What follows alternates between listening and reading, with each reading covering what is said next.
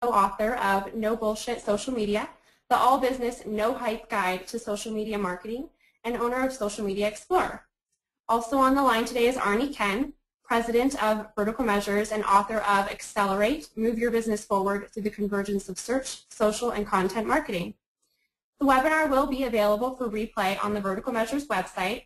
On the original registration page, it's the same link, www.verticalmeasures.com/webinars/no-bullshit-social-media, and I'll send that link out once it's available.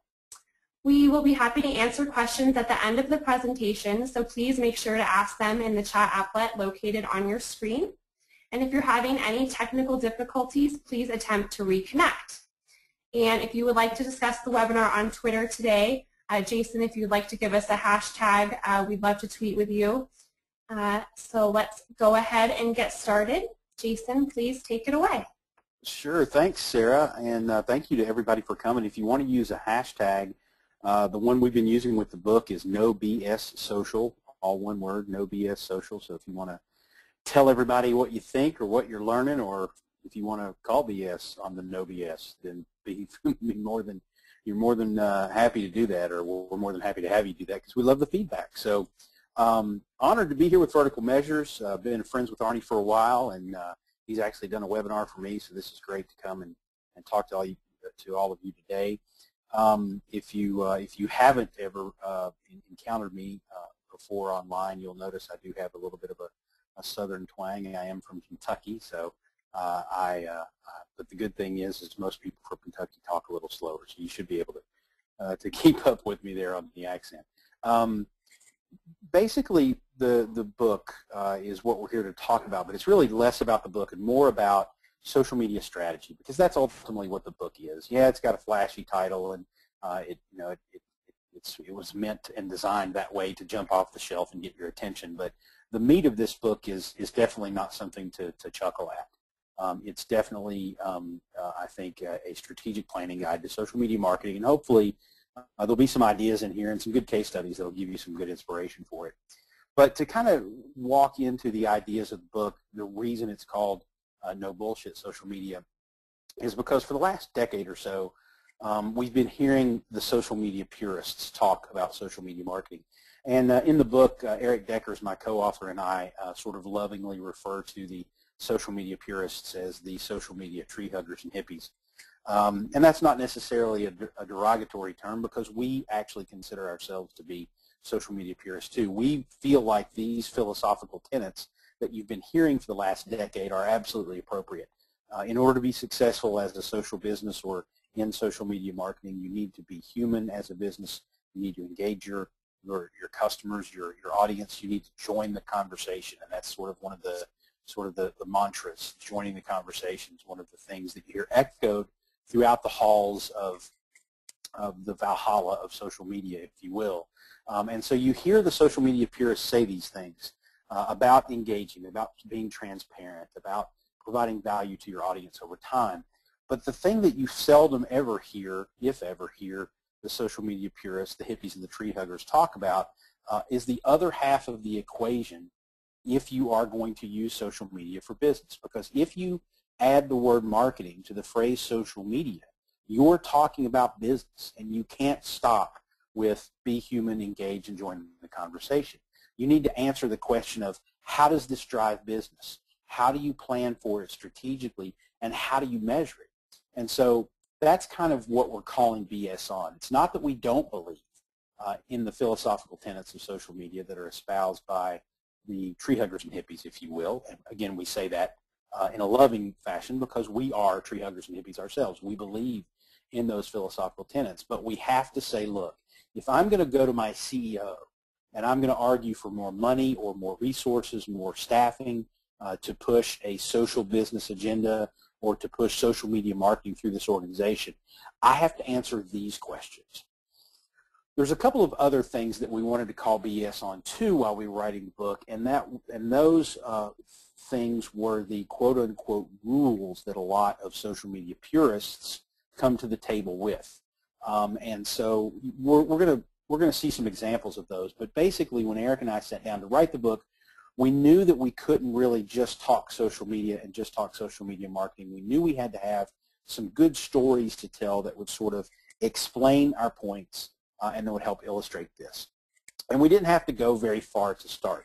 The young lady you see here, if you're watching along on the webinar, is her name is Sarah George. She lives in Pikeville, Kentucky, which is a town of about 7,000 people nestled in the Appalachian Mountains in eastern Kentucky.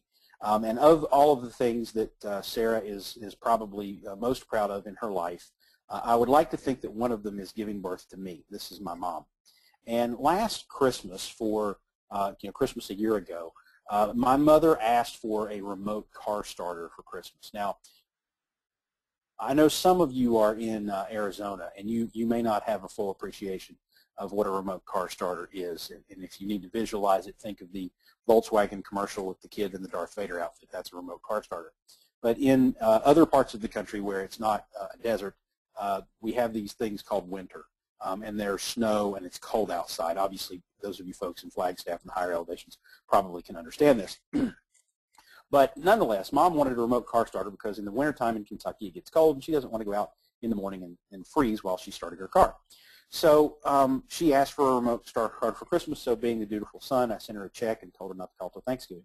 But anyway, she had her money for the remote car starter. A few weeks later, about this time actually, last January, she woke up one morning and it was 15 degrees outside, and she was like, oh man, I haven't made my appointment with my remote car starter installation thing yet.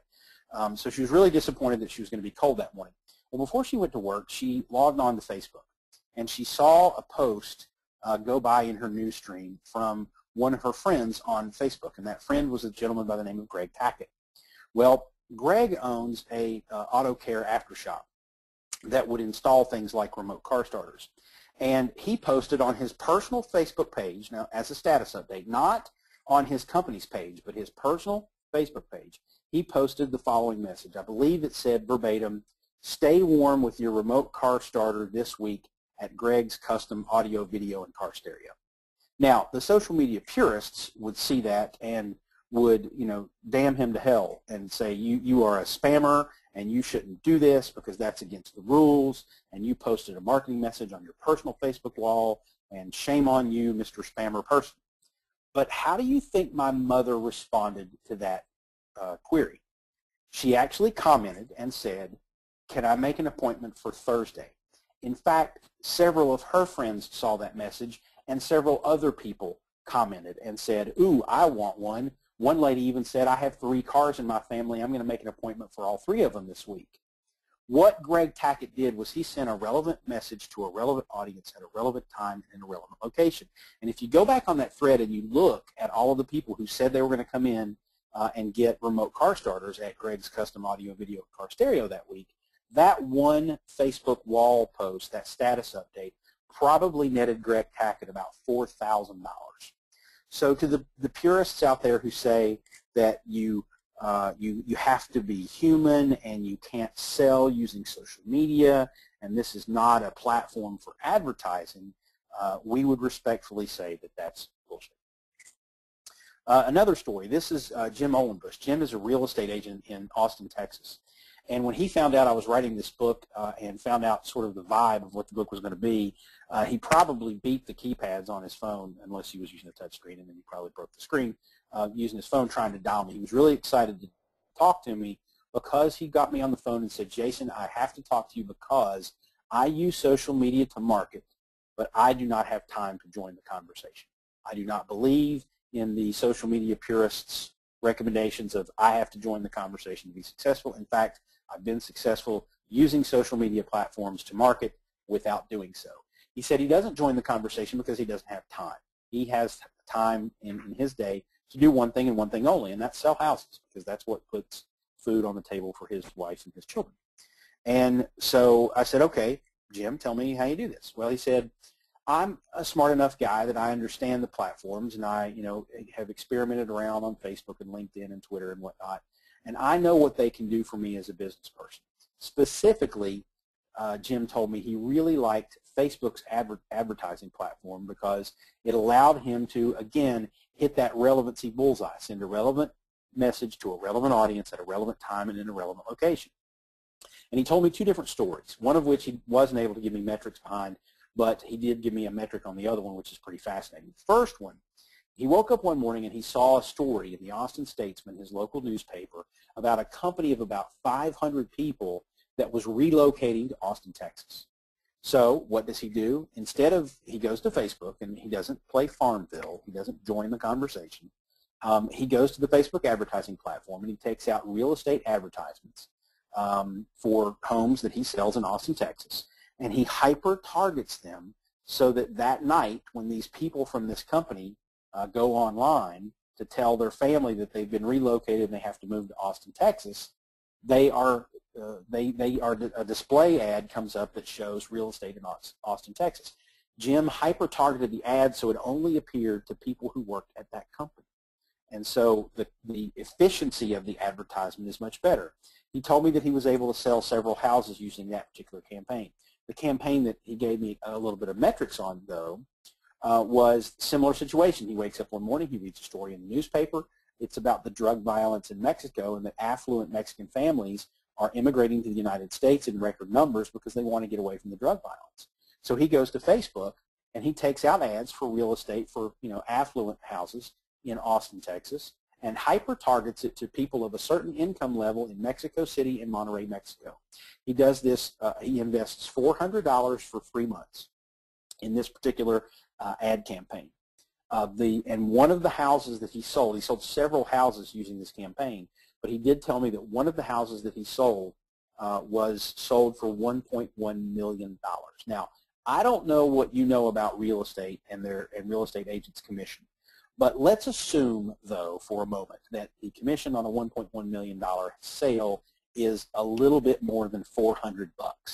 So Jim Ohlenbusch is not joining the conversation, and yet he's using social media platforms to market his business and doing it successful. So to the hippies and the tree huggers, to the purists who insist that in order to be successful here, you have to join the conversation, we, of course, say bullshit. This is an interesting example of sort of the measurement and determining ROI, because a lot of people will tell you, a lot of social media consultants and whatnot will say, well, it's really not easy to measure the ROI of social media, and ROI is one of those things you shouldn't worry about. This is about relationship building, and instead of saying return on investment, we should say return on influence or return on engagement or something else. But Fiskars, the scissor company, has not only a great word-of-mouth marketing case study, which I'll touch on briefly, but they have a really good ROI case study here too. In 2006, Fiskars was looking to engage an online audience to try to build some community and some brand ambassadors around their brand. And of course, this is a scissors brand. So they did all this online research, and they figured out that the people who use scissors the most are arts and crafts folks, scrapbookers. And they started looking at all of the different communities that existed in 2006 where scrapbookers gravitated toward. And what they found back then was that for some strange reason, the online communities around scrapbooking were really mean. I mean, people would post their patterns and designs, and other people would come in and say, that's ugly and you can't cut straight. And they were really just, mean-spirited folks.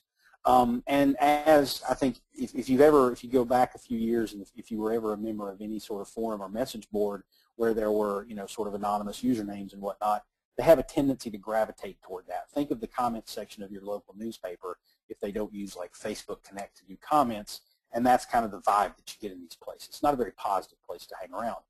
So what Fiskars realized with the help of one of their agencies was there was the market need. Scrapbookers needed a safe haven. They needed some place to go where they could, feel happy about sharing their designs and their patterns and connecting with other people. So they built Fiskateers, which is a crafting ambassador, sort of walled garden social network. You have to be invited to be a member by a current member. And their original goal for this, and this is the word-of-mouth marketing case study, their original goal was, I think, 1,500 members in the first 6 months. They exceeded that goal in 24 hours. That's how dire the online scrapbooking community and crafting community needed a safe place to play. They had this sudden influx of people. Now they have over 8,000 people in this community, and that's the end of the word-of-mouth marketing case study. but that's just the beginning of the ROI case study, because what they did in building this online community was they realized a few things over the course of 2007, 2008, 2009. First of all, they realized that instead of hiring a market research firm and having a full-fledged R&D department to go out and do focus groups with random consumers in a mall in Kansas City, they realized they have 8,000 people who love using their scissors right there at their fingertips. So their R&D department, instead of being behind white meat paper taped up on the windows of their offices in Wisconsin, they were now actually taking prototypes of products and sending them to members of the community and saying, give us your feedback, videotape it, go on the community at Fiskateers and show your other friends there so we can get their feedback too. So all of a sudden, they weren't having to pay for market research to go out and get consumer feedback on new products and features. They also realized that when they wanted to reach out to media members or bloggers or other influencers in the community of crafting and so on and so forth, those people were already members of Fiskateers. So they didn't have to hire a PR firm or have to have a big PR effort to go out and do outreach about what they were doing, because these people were already plugged in to what Fiskars was doing because they loved the community so much and they loved connecting with other people in this industry and in this world. So I wouldn't recommend this for most brands, but Fiskars actually all but eliminated their PR budget after realizing this fact. So they saved money on PR, they saved money on research and development, they're able to track the products and services that the Fiskateers members purchase through links in the community. And Gino Church, who works with Brains on Fire, which is the agency that helped them sort of build this community, said that they have done the math. They've actually put pencil to paper and figured out how much money they're making, how much money they're spending, how much money they're saving, and they've put it all together, and this community returns their ROI year over year is about 500% on what they spend on it versus, or what they make back from it versus what they spend. So the people who say you can't measure ROI and social media is about relationships and not money, again, we also would say that that's bullshit. So what's the truth? Well, the truth is you can sell using social media. You can even sell on your personal pages if you want to. We saw an example of that. You don't have to join the conversation if you don't want to, although certainly we would say that that is a best practice. There really are no rules here in this sort of new emerging world of social media marketing. But what you have to do is you have to figure out, okay, I want to use social media, but how do I do that? Well, there are some steps to it, and I want to take you through those. The first thing you need to understand is what social media marketing can do for your business. And this is where we get into the meat of the book. And we talk about the 7 business drivers of social media marketing, which are right here for you. I don't have to read them to you, but we're actually going to go through a little case study of each one of them. But you can use social media marketing, obviously, to get more people to know about you and increase your awareness. Protecting your reputation actually has 2 sides to it. You can protect your reputation by finding people who maybe speak negatively about you online and mitigating those circumstances so maybe they speak positively.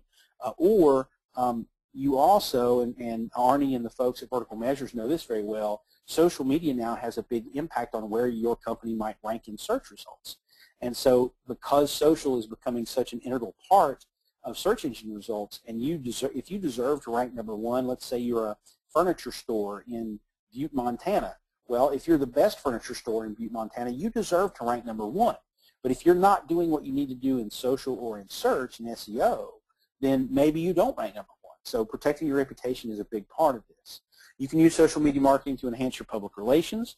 We'll talk a little bit in a minute about that in more detail. It's really about sort of taking the traditional media out of the equation and you becoming your own journalist, you becoming your own media. You can use it to build community like Fiskateers, which we saw a little bit. We've got another example of that too. Enhancing your customer service. I think we've all seen or heard the case studies of the Dells and Comcasts and whatnot that use Twitter to reach out to customers who are having issues and solve those. Research and development, again, the Fiskateers example is one. I've got another one that's kind of an interesting hybrid of a couple of these things to tell you about here in a second. And then obviously the one that everybody wants to talk about is how do you use social media marketing to drive sales and leads. So let's dive into each one of these and look at some case studies so you can sort of put some real examples around what these 7 business drivers are. And think of these 7 business drivers, by the way, as the potential goals that you're going to set for your organization. When you decide what it is you want social media marketing to do for you, it's probably going to fall into one of these 7 categories. All right, so branding and awareness. This is Mr. Splashy Pants. Mr. Splashy Pants is a whale, and back in, I think it was 2008 or 9, Greenpeace had a naming contest for, they had this whale that they were going to track around the earth, and they were going to use this to try to build branding and awareness for their Save the Whales efforts, and to raise awareness, just general awareness about the plight of humpback whales, and the fact that obviously boaters and so on and so forth oftentimes come into an interference with their livelihood. And so they had a naming contest, and some smart aleck went in and nominated, one of the names that was nominated was Mr. Splashy Pants. Well, Greenpeace, you know, a fairly, at least from a marketing standpoint, a fairly conservative, straight-laced organization, didn't really think that Mr. Splashy Pants was all that cool, but you know, they were like, well, anybody can nominate it, so there it is. Well, whoever this person was, or maybe someone who just thought the name Mr. Splashy Pants was funny, decided to post the contest, naming contest, and the fact that you could vote for Mr. Splashy Pants as the name of the whale on a website called Reddit.com, which is a social media news voting website. And in the course of 24 hours, Mr. Splashy Pants went from 5% of the vote to 75% of the vote. 20,000 people came to Greenpeace.org and voted for that name. And Greenpeace, you know, kind of backed into this. It was an accident. They didn't really want Mr. Splashy Pants as the name, but they realized that what this did, what happened, although it was rather serendipitous, it was actually accomplishing their goal. People came to Greenpeace.org that had never been there before. They came to vote for a silly name, but these were people that were all of a sudden now in the mindset or in the purview of Greenpeace. And Greenpeace was top of mind for them because they had voted for this contest and they had some exposure to this Save the Whales competition. So what did Greenpeace do? They named the whale Mr. Splashy Pants, and now you can go to a website and track where Mr. Splashy Pants is. You can buy T-shirts and coffee mugs, which raise money for Greenpeace and the Save the Whales effort. So while it was an accident and it wasn't an intentional sort of thing that Mr. Splashy Pants drove all this traffic, Greenpeace seized the moment and realized we've accomplished our goal. We got more people to pay attention to the whales issue. And so this was a huge success, and they sort of rode that wave and had a really good sense of humor about it. So it worked really, really well for them. Protecting your reputation. Which would you rather be, Chi-Chi's or Domino's Pizza?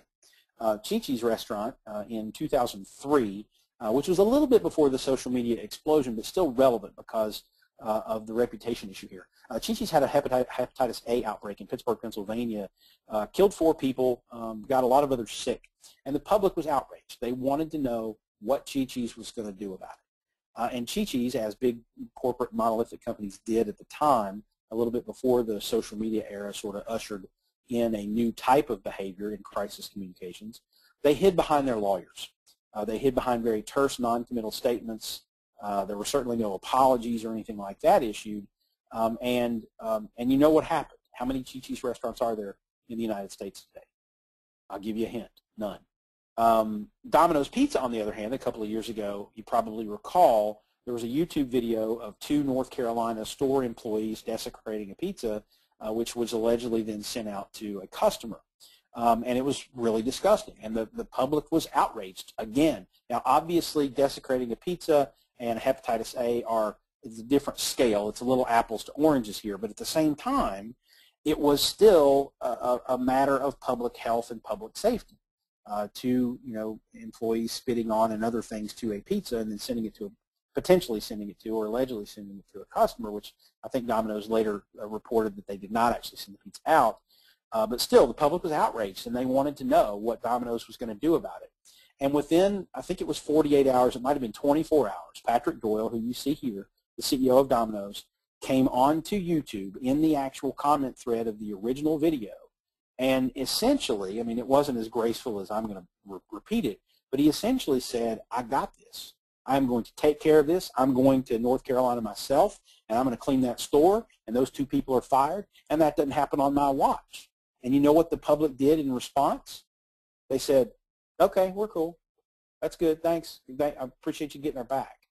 And so obviously apples to oranges here a little bit, but at the same time, who knows? If Domino's hadn't have realized we have to do something, we have to respond to the social web and to the people on the internet that are watching this video, and we need to respond to them in their own way, not by issuing a press release, not by hiding behind corporate attorneys. If they had not done that, I would think they would have at least lost market share. If not, maybe potentially even gone out of business. Probably not gone out of business, but at the same time, it was a huge win in the long run for Domino's because they reinstilled public confidence in the company right away.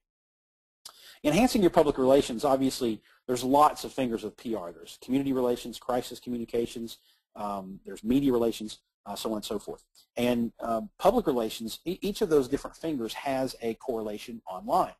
But one of the big things that PR does for your organization is it allows you now, because it's relatively inexpensive and not complicated, to publish your own videos and photos and stories and whatnot online versus 20 years ago when in order to publish something you had to have a big budget and lots of cameras and lighting and blah, blah, blah.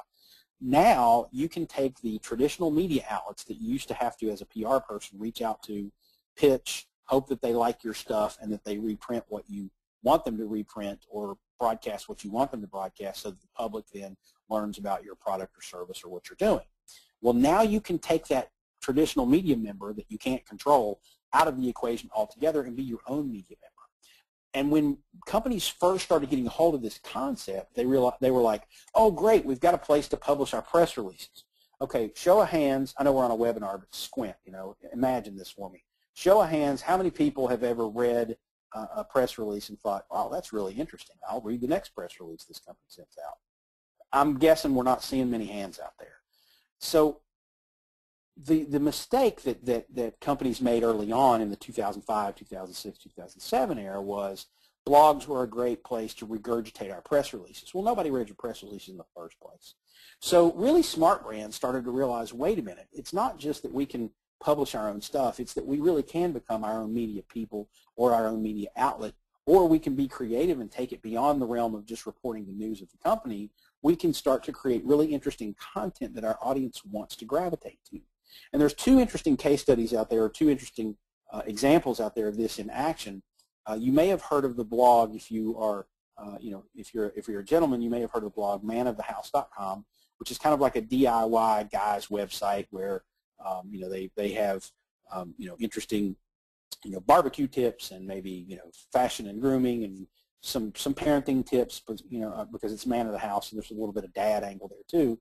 And then there's actually a companion website for those of you who are out there who are not men, and it's called homemadesimple.com, and they have parenting tips for women, they have gardening ideas, they have recipes, they have fashion tips, so on and so forth. And they have all this really interesting content that those sort of categories of moms and dads and around the house DIY folks will come to. Well, if you scroll down to the bottom of either one of those blogs and look in the footer, it actually says, plain as day, right there, P&G Productions.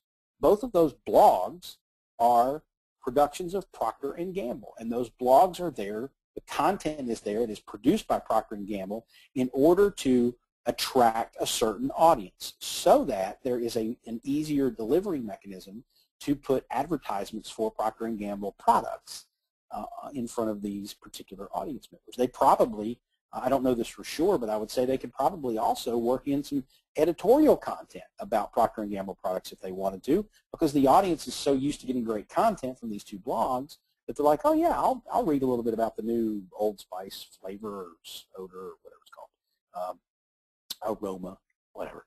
And so anyway, this is just an example of companies using the self-publishing world of the internet to produce their own media, which attracts the audience that they're trying to attract. Building community, this is one of my favorite examples. We talked about Fisketeers a minute ago. This is the interior of a store called Fate EC in Montreal, Canada. Fate EC translates roughly to made here. It's French, obviously. And this store is an Urban General store in Montreal, which is a big metropolitan area. But it's an Urban General store that focuses on kind of the buy it local movement. They have products that are locally grown, locally produced. They have a lot of clean living and green living products in this particular store. So it's kind of one of those buy it local, respect the environment kind of places. A really interesting Urban General store in Montreal, Canada. But what's awesome about this case study is that long before the store ever opened, which I believe was in the summer, or it was about a year and a half ago when this store opened, but long before it ever opened, the owners started building a community, not around Fate EC the store, but around this concept and these topics of buy it local, local produce, locally produced products and services, clean living, green living, environmentally friendly stuff in the Montreal community. So what they did is they started friending and following on Twitter and Facebook and commenting on blogs of local food bloggers, of local sort of environmental inclined folks, of traditional media members who were on Twitter and Facebook, the local beat writer from the local paper, some of the television reporters that were likely to report on these types of issues and stories. And so they developed relationships, just as social media friends and connections with these people over the course of 6, 9, 12 months maybe. Well then after a year of building relationships with all of these people in and around Montreal and Quebec, who do you think they invited to the grand opening of their new Urban General store called Fate EC? All of their friends. And their friends happened to be beat writers for the local paper, local food bloggers, television reporters who cover local interest stories. And so you could argue that Fate EC had perhaps one of the most successful grand openings in the history of Canada, maybe even the world, because they didn't spend a dime on publicity or PR or marketing. They just invited their community of friends who chatted with them online about these types of issues. The store became a brick and mortar embodiment of this sort of informal community of people that talked about these things online. Brilliant, brilliant case study of building community. And it wasn't happenstance. They didn't just talk to these people online for a few months and say, you know what, we ought to build a general store. They knew they were going to build the general store before they ever engaged these folks. It was a strategy of theirs to build community around the topics before they were ever ready to launch. Now, obviously, some businesses can't move at that pace, but Fate EC did, and it's a great example. Enhancing customer service. The point that I'd like to make here, because I think everybody understands what this is, especially with regard to Comcast and Dell and Southwest Airlines, people who watch for tweets and mentions of their brand online, and they sort of mitigate those customer frustrations as best they can. I think everybody gets that. But the reason I wanted to, the thing I wanted to touch on customer service is when you talk to the CEO or the business owner of any business anywhere in the world, there's generally three things that they have in common that they're concerned about. The three real true business metrics are how much money we made, how much money we saved, and are our customers happy?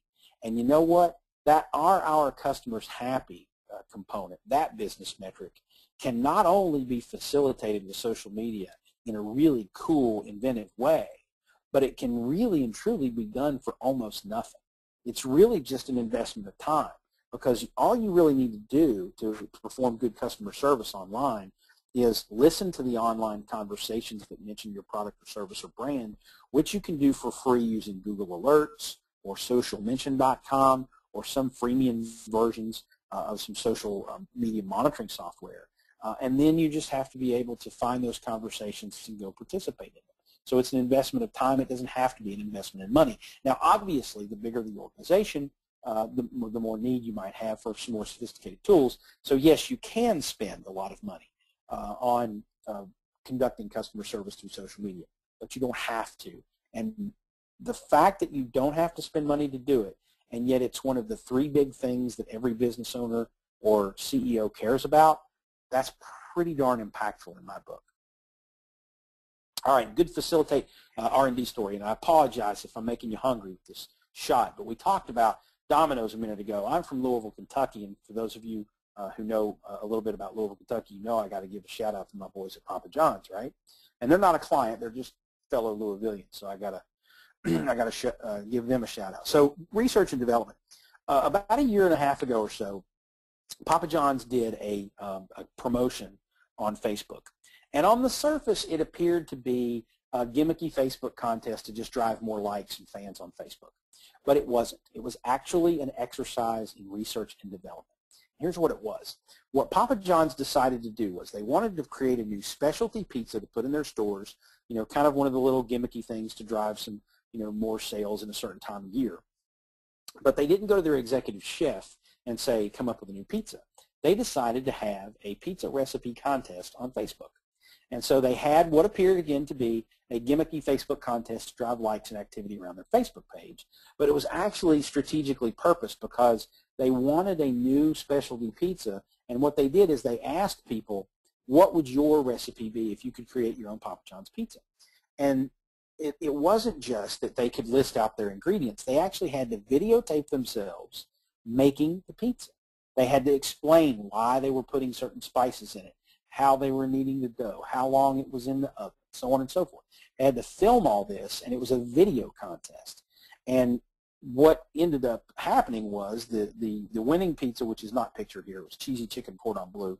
They actually put that pizza in stores, so they were able to measure sales from that particular pizza and say, our Facebook contest led to this much revenue. They actually put a bunch of the runners up in stores too, which was pretty cool. But and so it was really nice. They had a really cool contest. The winner got, I think, $10,000 in their pizza in stores, and they were able to sell some pizzas and get a lot of people really excited about doing something more than just ordering a pizza from Papa John's. But that wasn't the point of the contest. The point was to give the Papa John's product, food, you know, R&D teams really deep consumer insights into why people mix certain things certain ways, why they cook their own pizzas like that. They would have had to have paid hundreds of thousands, if not millions of dollars to a market research firm to come up with all of that information, all of that consumer insight.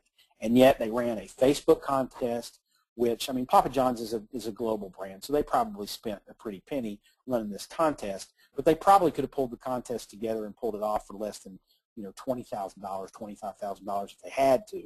And so they didn't have to spend a tremendous amount of money to get a tremendous amount of insight. So you can use social media to pull that consumer insight, whether it be for product R&D or even marketing research and development. And so it's a pretty powerful mechanism to do that. All right, last example, this is the 7th of our 7 business drivers, driving sales. And again, not to make you hungry, but keeping with the restaurant theme, this is Miss Shirley's in Baltimore, Maryland. There's 2 locations there, and Miss Shirley's is that kind of restaurant. Every town has one that has an awesome Sunday brunch. And there are literally lines out the door, as you can see here, to have lunch, Sunday brunch at Miss Shirley's. In fact, sometimes the wait is so long, sometimes the wait is up to 2 hours to get a table on Sunday morning for Miss Shirley's. So they were sitting there with their agency one day, and they said, you know what, we've got Sunday taken care of. Well, we know what we're doing there, but we'd really like to devise some strategies or some tactics that will help us drive sales in the middle of the week. We want Tuesday sales. We want Wednesday sales. We got Sunday under control. We need something in the middle of the week. So it was a business problem that a lot of businesses have. We want to drive more sales at certain times. So they started thinking, and they started looking at some of the tools that were available, whether they be digital or otherwise, and they realized, wait a minute, there's this thing called Foursquare. And Foursquare allows people with their mobile phones to check in to certain locations. And they realized, too, that while that sounds a little silly to a lot of people, they realized that even sillier was the fact that Foursquare, if you check in to a certain location more frequently over a certain period of time than other people, Foursquare names you the virtual quote-unquote mayor of that location. So that sounds, you know, really stupid when you think about it, and quite frankly, the first time I heard the concept of Foursquare, I thought, all right, that's dumb. But in this situation, listen to what Miss Shirley's did with that. They put up table tents, they put up posters, they did email marketing campaigns, pardon me, to try and teach their audience what Foursquare was, and said, you know what, we want you to download this app, here's how you do it, and set up an account and check in and let us know when you're here. We want to know when you're coming in, and this will help us keep track of when you check in. And, oh, by the way, if you check in more frequently than other people over a certain amount of time, you will be named the mayor of each of your particular Miss Shirley's location. And to reward you, Mr. or Miss Mayor, on Sunday mornings, you don't have to wait for a table. All of a sudden, there's an incentive now for people to come to Miss Shirley's on days other than Sunday because they want to get that mayorship so they don't have to wait for 2 hours for a table for Sunday brunch. The metrics behind this are actually pretty impressive too. Over, I think it was a 3-month period, they drove a 427% increase in check-ins on Foursquare, which is a hippie and tree hugger stat. Doesn't really mean anything for the business. It just means they taught their audience how to use Foursquare. Good for them. What did it get you? Nothing. However, they also noticed a correlation in driving sales, because while there was a 427% increase in Foursquare check-ins, there was also an 18% increase over the 3 months in sales. And an 18-month increase in sales in this economy at a restaurant is pretty darn good. So another example of finding a problem with a business and finding a social media tool and platform and tactic that can solve that problem. Not a magnificent, unbelievable social media strategy, but finding a hole and filling that hole with a social tool or social platform that makes that hole now complete and full. So now what? You've looked at the 7 business drivers of social media marketing, and I'll show them up again here in just a second. Now what you need to do as a business person, as a business owner, is you need to decide which of the 7 you're going to use. Are you going to focus on protecting your reputation? Do you have a customer service issue? Do you need to do some research and development, not spend a lot of money? Is it a driving sales thing? You can pick 1, you can pick 3, you can pick all 7. It doesn't matter how many you choose, but you've got to figure out what you want social media marketing to do for your business. Once you figure out what you want it to do, then you have to go through the same strategic planning process you would go through for any other aspect of your business or your marketing. You have to set goals. You have to pound out some objectives that are specific and measurable and have a deadline and a target audience. A really good objective statement, by the way, is something like, we want to drive $50,000 in sales from our fans on Facebook by the end of the year. And so you need to be able to be very specific in your objective statements. Then you can develop your strategies and tactics to support those objectives and ultimately be successful. So here's the question that everybody wants to ask at this point. All right, Jason, that's great. All the strategies, awesome. And I get the driving sales and maybe the research and development, you know, are tied to the bottom line. But what's the ROI of social media? I get that question a lot. And here's my answer to the question of what's the ROI of social media. I think asking the question, what is the ROI of social media, is the wrong question to ask, or at least it's too specific. You need to broaden your scope a little bit here. Because look at those 7 business drivers again and tell me, here's what I know about ROI. ROI is a mathematical equation. It is derived by taking the amount of money you made, subtracting the amount of money you spent, and dividing it by the amount of money you spent. And the resulting division and math and all that good stuff, which I'm terrible at math, but what I know about ROI is the resulting number is usually a whole number, and it's around 1. So if you move your decimal places, you can talk in terms of percent as well. So if you have a 100% or a 1 as a result of that equation, you have a neutral ROI. If it's above 100%, you have a positive ROI. You've made more money than you spent. If you have below 100%, you have a negative ROI. You didn't make enough money to account for your expenditure. And so that's what ROI is. But understand that the 2 pieces of information you need for that equation are measured in dollars and cents. Now look at these 7 business drivers of social media marketing and tell me how many are measured in dollars and cents. Wouldn't it be stupid, or sound stupid anyway, if the CEO of a company said, hey, Falls, how's the building community project going? And I answer, $57,000, sir. You don't measure community in money. You don't measure awareness in dollars and cents. You don't measure your reputation that way. You don't measure much of your public relations that way, nor do you measure customer service that way. Those top 5 are measured in what I would call intangible measures. intangible metrics. They're not things you can hold in your hand like pennies and quarters and dollars. It's more about reputation. It's more about how happy your customers are with you.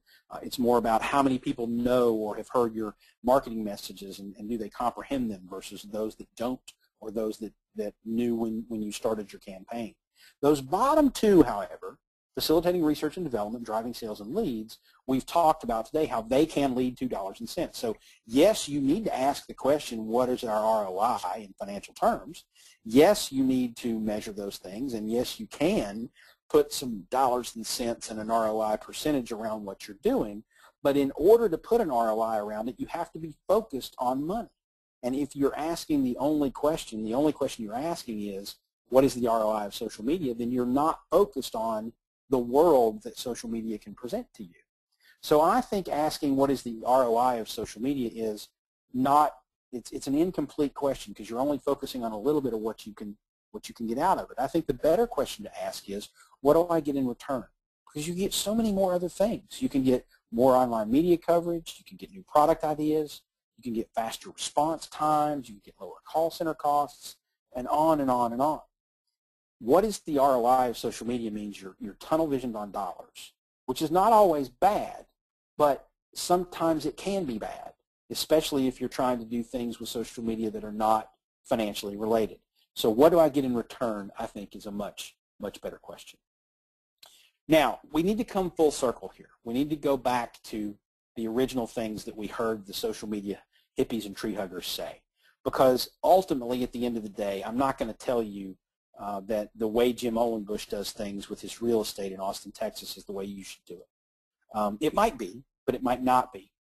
The best practices, the recommendations that people like Arnie and myself will tell you are that you need to be human, open, honest, transparent.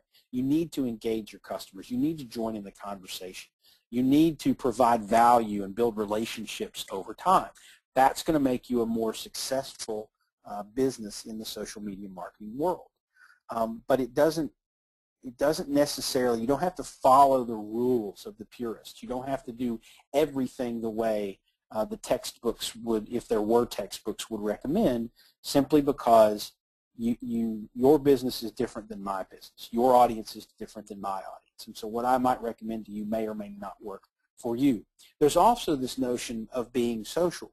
And what we profess to be the best practices of being open and transparent and honest and whatnot, what they really boil down to is, if you just want to have some social media and you want to put together that checklist and check off the boxes as you go through, okay, we've got Twitter, okay, we've got blogs, okay, we've got Facebook, we're doing it, we have social media, that doesn't make you a social business. That doesn't make you a stakeholder in your community of stakeholders.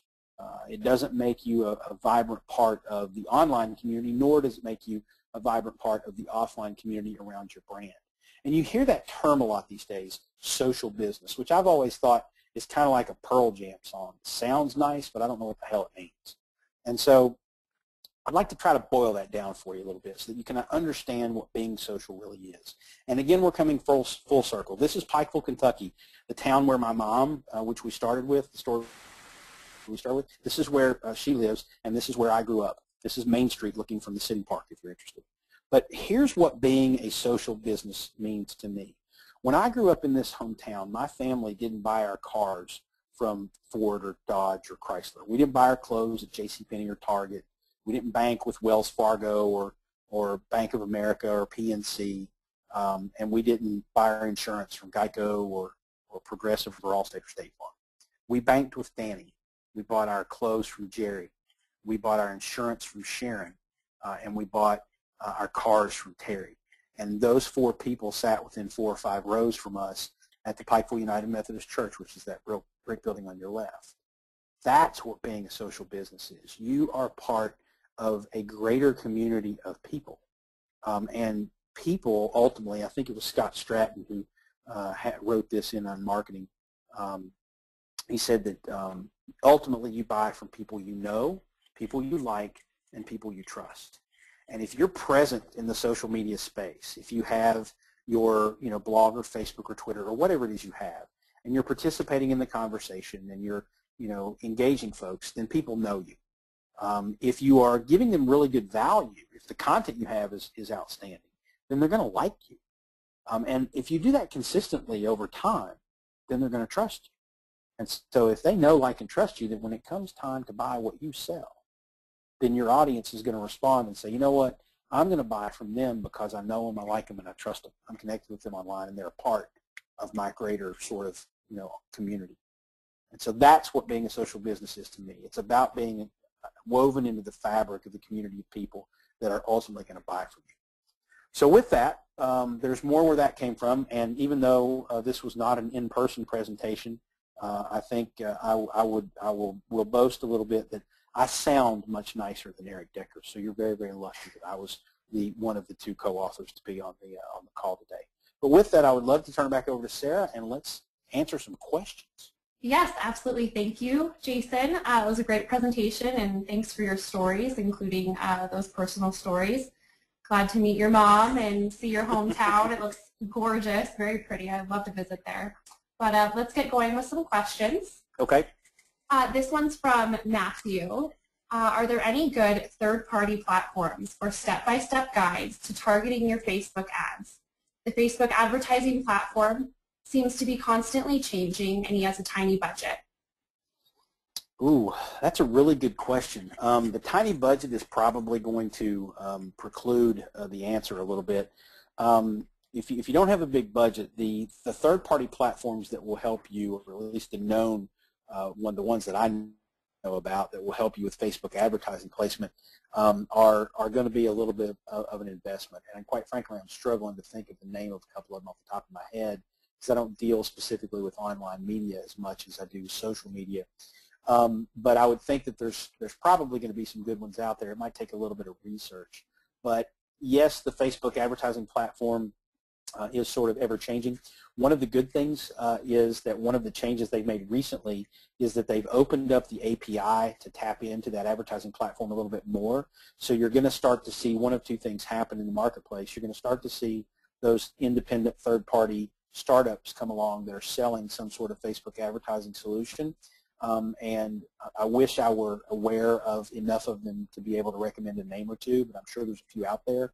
But also, too, some of the larger social media management systems like Expion and Spreadfast and Awareness and FitTrue, so on and so forth, that category of companies, they're going to start probably looking at offering Facebook advertising management as part of what they do. So you may see it start to be baked into other product offerings like Hootsuite, perhaps, down the road. So just keep your eye out for companies that are announcing those types of things. Okay. Hey, Jason. Yeah. Jason, can I just jump in real quick? Sure, Arnie, go ahead.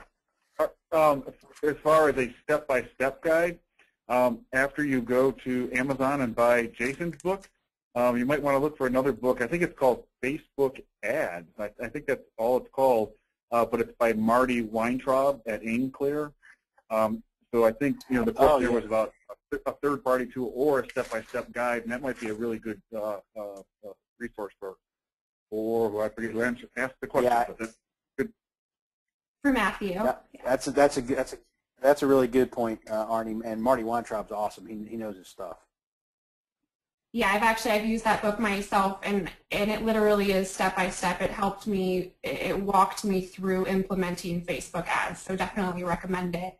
Our next question is from Abbott. Are there any metrics in the Domino's example to help prove the value of protecting your reputation? I think that you kind of touched on this towards the end of the webinar, that it's sort of intangible, but do you have any other suggestions? Sure. I mean, I'm sure there's someone, there's probably a blog or two out there that, showed all of the, or counted up all the comments, positive and negative, and you could probably do a content analysis on the online conversation around Domino's to actually show the numbers. I don't know them off the top of my head, but I'm sure that there was, obviously following a huge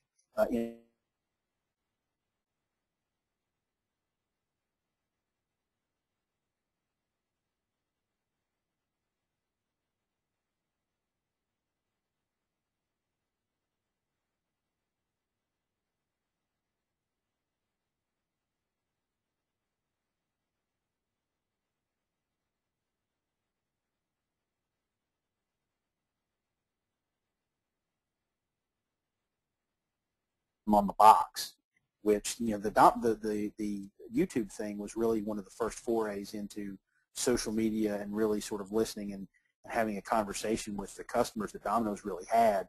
And in less than a year and a half, they turned around and have a feedback mechanism on the box of chicken. That's a pretty big turnaround. So the metrics that we didn't see are the important ones because they didn't lose market share. They didn't really fall out of favor with the public too much. You have to go in if you really wanted to see the metrics and do a content analysis of, you know, the online sentiment before, during, and after. All right, and that was the only questions that I saw other than the awesome feedback that's on Twitter right now with the hashtag #NoBSSocial, so keep the conversation going. Again, the webinar is recorded. It's going to be posted, and I'll send the link out to everyone when it's ready. So Sweet. Thank you so much, Jason. Awesome webinar. Again, great stories. I think that a few of us might be having pizza for lunch today. I know that I am. Well, there you go. And Sarah and Arnie, thanks so much for having me, and thanks to all of you who came and sat through this. I really appreciate it. Be honored if you bought the book, but glad to have you even if you don't. Sure thing. All right. Well, everyone, have a great afternoon or great evening.